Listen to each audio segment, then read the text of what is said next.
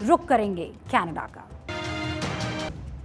भारत पर बिना सबूत आरोप लगाकर कनाडा किस परेशानी में आ गया है, अब वो आप जानेंगे।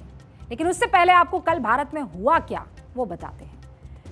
देश के 6 राज्यों में 50 से ज्यादा जगहों पर कल एनआईए ने ताबड़तोड़ छापेमारी की। ये 6 राज्य कौन कौन से हैं आपके सामने। पहला तो पंजाब है। पंजाब में अमृतसर, मोगा, फाजिलका, फरीदकोट, बरनाला, बठिंडा, मोहाली, जालंधर के 30 जगहों पर एनआईए ने छापा मारा। उसके बाद दूसरा नंबर आया राजस्थान, जहां श्री गंगानगर, झुंझुनू, हनुमानगढ़, जोधपुर 13 अलग अलग ठिकानों पर छापेमारी हुई है इन इलाकों के। हरियाणा के रोहतक, सिरसा, फतेहाबाद और फरीदाबाद में भी छापेमारी एनआईए की हुई है।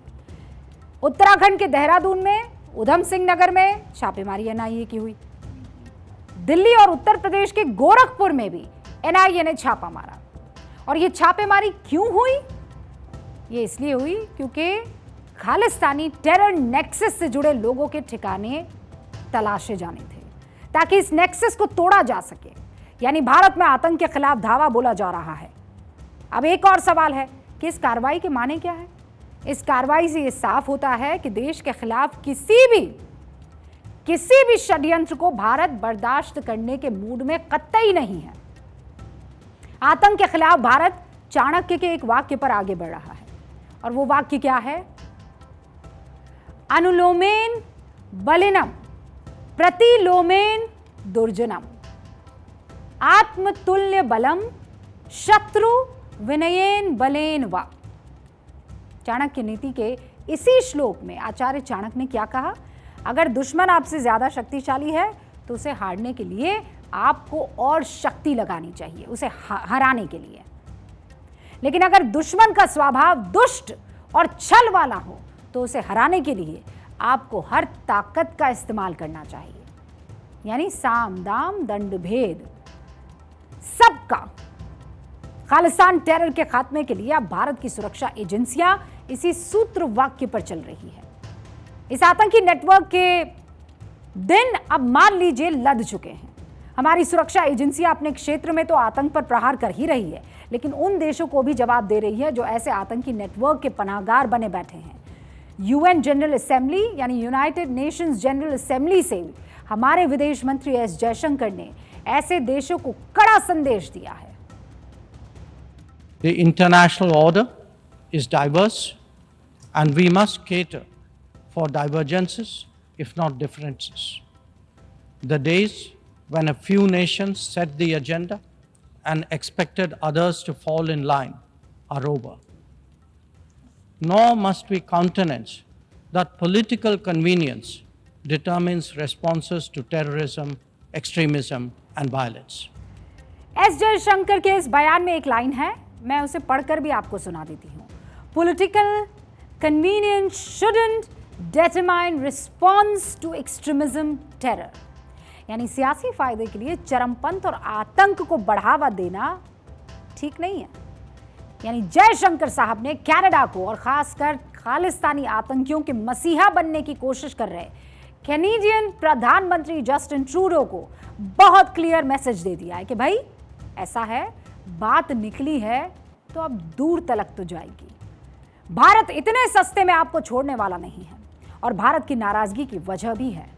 18 सितंबर 2023 को यानी G20 की बैठक खत्म होने के कुछ दिनों बाद जस्टिन ट्रूडो कहते हैं कि खालिस्तानी आतंकी हरदीप सिंह निज्जर की हत्या भारतीय अधिकारियों की तरफ से की गई है।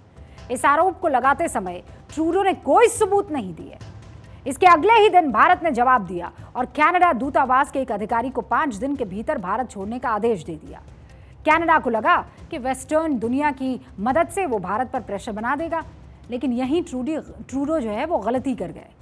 कनाडा ने भारत के कुछ इलाकों में अपने नागरिकों के ना जाने की हिदायत दी। भारत ने कनाडा के लिए वीजा पर ही रोक लगा दी। वो दिन है और आज का दिन है। कनाडा के लिए लगातार मुश्किलें बढ़ रही है। एक तरफ भारत बार बार और पुरजोर तरीके से हर मंच से कह रहा है कि अगर दम है ना तो सबूत दे दो। भारत का कोई अधिकारी निज्जर की हत्या में शामिल है, सबूत दे दो। Share with you very frankly what we told the Canadians.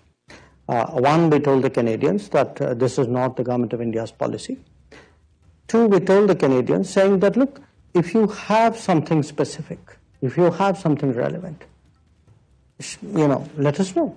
We are open to looking at it. अब तो अमेरिकी अखबार वॉशिंगटन पोस्ट ने भी कनाडा के आरोपों की हवा निकाल दी है। वॉशिंगटन पोस्ट ने कनाडा सरकार के आरोपों की पूरी पड़ताल की और जहां आतंकी निज्जर की हत्या हुई थी वहां पहुंचे। उस रिपोर्ट में आपको मालूम है क्या निकला? कनाडा की जांच एजेंसियों ने घटना के गवाहों से सही से पूछताछ भी नहीं की है। पूछताछ की गई है वो भी घटना के 1 महीने बाद की गई है। वॉशिंगटन पोस्ट ने आसपास मौजूद 39 दुकानों और घरों से संपर्क किया जिस रास्ते से हमलावर भागे थे। ज्यादातर लोगों का कहना था कि उनसे कनाडा प्रशासन ने कोई जानकारी लेने की कोशिश ही नहीं की है।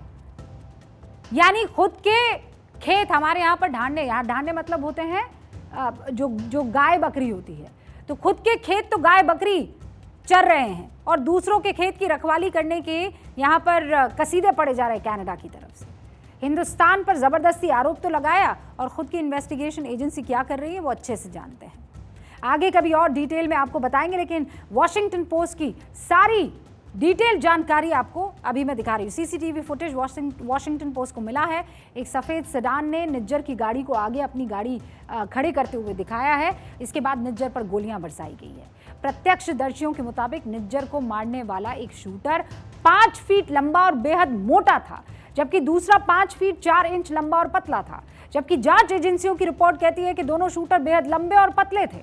अब सोचिए, आधे अधूरे जांच के बाद कनाडा के प्रधानमंत्री भारत पर आरोप लगा देते। अब कौन सीरियसली लेगा इस बात को?